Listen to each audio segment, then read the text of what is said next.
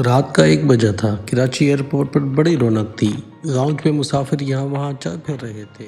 ڈھاکہ جانے والی فلائٹ میں ابھی 1 گھنٹہ اور 15 منٹ باقی تھے۔ میں سیڑھیاں چڑھ کر اوپر کیفے میں آ گیا۔ میں نے 9 بجے کی فلائٹ سے لاہور سے کراچی پہنچنا تھا۔ یہ فروری 1971 کی 7ویں تاریخ تھی۔ مشرقی پاکستان میں اٹھے ہوئے اس طوفان کی آگ زوروں پہ تھی جس نے مجھے بعد میں جلا کر راکھ کر دیا۔ ڈھاکہ شہر کے محلے محمد پورہ میں میرے 2 خالہ زاد بھائی رہتے تھے جنہیں واپس لاہور لانے کے لیے میں ڈھاکہ جا رہا تھا۔ وہ قالینوں کی تجارت کرتے تھے اور ان کا دفتر اور دکان محمد پورہ میں تھی۔ مشرقی پاکستان میں مکتی باہنی کے ہندو بنگالیوں کی کارروائیاں پورے عروج پر تھیں۔ بھارت نے اپنے ہندو فوجی گوریلے بنگالی مہاجرین کے روپ میں ہزاروں کی تعداد میں مشرقی پاکستان میں داخل کر دیے تھے، جو ملک کے چپے چپے میں سرحد سے لے کر چٹاگانگ تک پاک فوج کے خلاف تہذیبی کارروائیوں میں مصروف تھے۔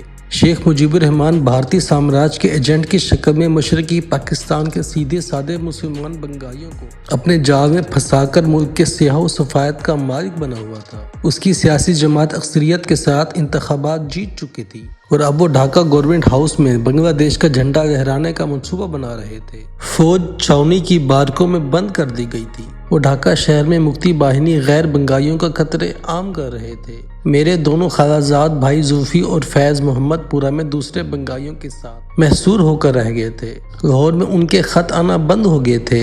ایک روز اخبار میں خبر چھپی کہ مکتی باہنی نے محمد پورہ میں حملہ کر کے غیر بنگالیوں کو بے دردی سے قتل کر دیا ہے۔ گھر میں کوہرام سا مچ گیا۔ بہنوں کی چیخوں نے آسمان سر پہ اٹھا لیا۔ آخر بڑے بوڑھوں نے حوصلہ دیا اور کہا کہ ایسی کوئی بات نہیں، ہمارے فوجی حالات پر قابو پا لیں گے۔ لیکن کسی کو کیا معلوم کہ فوج کو تو ہماری اس وقت کی نااہل سیاست نے بارکوں میں بند کر کے رکھا تھا اور مکتی باہنی دل کھول کر منمانی کر رہے تھے۔ نارائن گنج اور ڈھاکہ کے اخبار ہال میں بہاریوں اور پنجابیوں کی لاشوں کے انبار لگ گئے تھے۔ میرے ایک دوست ڈھاکہ میں فوجی افسر تھے۔ تہ یہ پایا کہ میں ڈھاکہ جا کر ان سے ملوں اور ان کی مدد سے اپنے خالہ زاد بھائی زلفی اور فیض کو محمد پورہ سے نکلوا کر چھاؤنی پہنچا دوں تاکہ ان کی زندگیاں محفوظ ہو کر رہ سکیں۔ ان دنوں ڈھاکہ جانا اپنی زندگی کو بھی خطرے میں ڈالنے کے برابر تھا، لیکن زلفی اور فیضی کی زندگی بچانا بھی ضروری تھا۔ چنانچہ میں ایک رات 9 بجے کی فلائٹ سے لاہور سے روانہ ہو کر کراچی پہنچا۔ کراچی سے ڈھاکہ کی فلائٹ رات 2:15 پر روانہ ہونی تھی۔ یہ فلائٹ وایا کولمبو جانی تھی۔ میں یہ سفر اکیلا کر رہا تھا۔ کراچی ایئرپورٹ پر اتر کر میں نے کچھ وقت بک سٹال پر رسائل اور کتابیں دیکھتا رہا۔ یہاں کئی ایک بنگالی خاندان ڈھاکہ فلائٹ کے انتظار میں بیٹھے تھے۔ یہ لوگ مغربی پاکستان سے شاید نقل وطن کر کے ڈھاکہ جا رہے تھے۔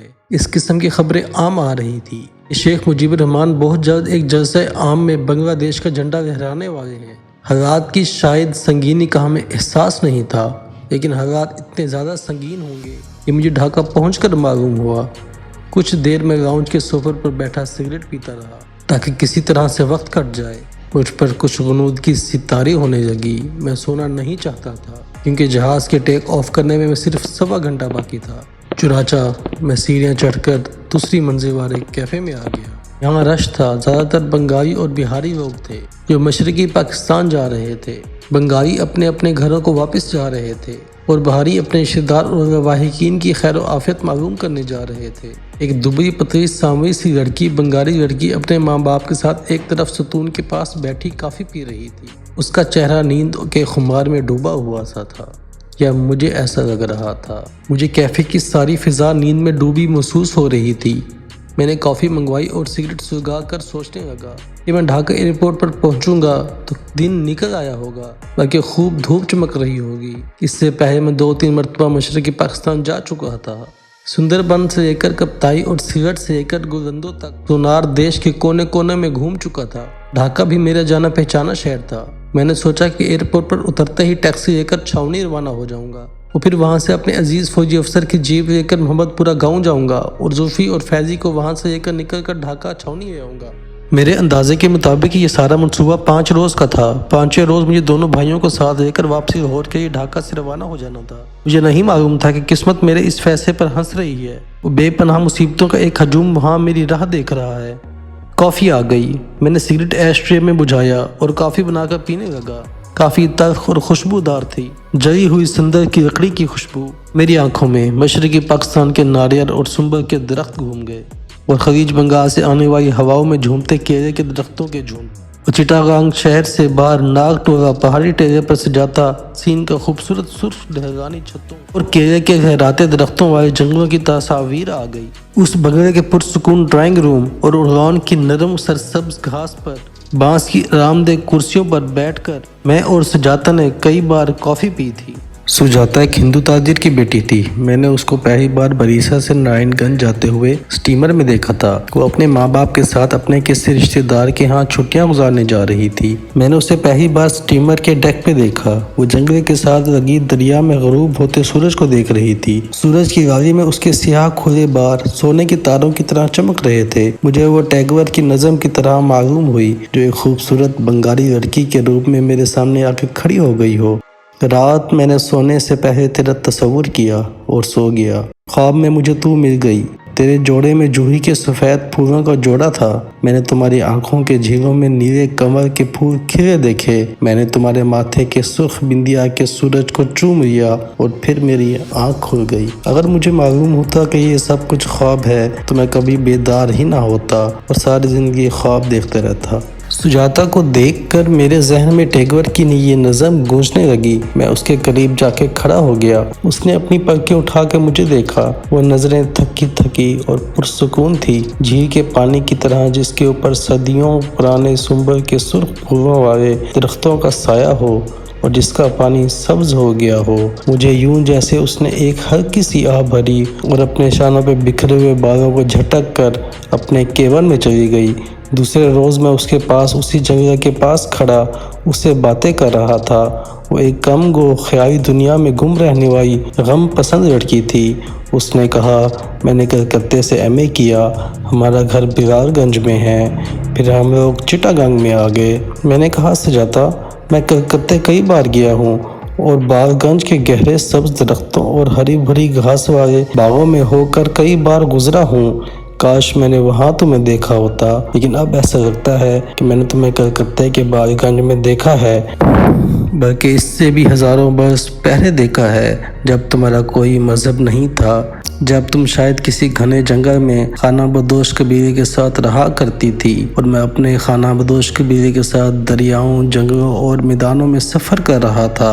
سٹیمر نارائن گنج کی طرف بڑھ رہا تھا۔ دریائے پدما کی لہریں سٹیمر سے ٹکرا کر پیچھے کو دوڑ رہی تھی۔ کہیں کہیں مجھے مچھیروں کی کشتیاں دریا کی سطح پر ڈولتی دکھائی دے رہی تھی، جس کے بعد باغ کھلے ہوئے تھے اور دریائی ہواؤں میں پھولے ہوئے تھے۔ میں سجاتا سے باتیں کرتا رہا، سگریٹ سلگائے نیند کی خواب کی ہزاروں سال پہلے کی دنیاؤں کو ہزاروں سال بعد کی دنیاؤں کی باتیں کرتا رہا۔ وہ میری باتیں سنتی رہی، چپ چاپ آنکھیں کھولے سنتی رہی۔ کس وقت وہ پلکیں جھپکا کر ایک گہری سانس لیتی اور پھر گردن پر سر کو ایک طرف جھکا کر میرے خواب و خیال کی باتیں سننے لگتی۔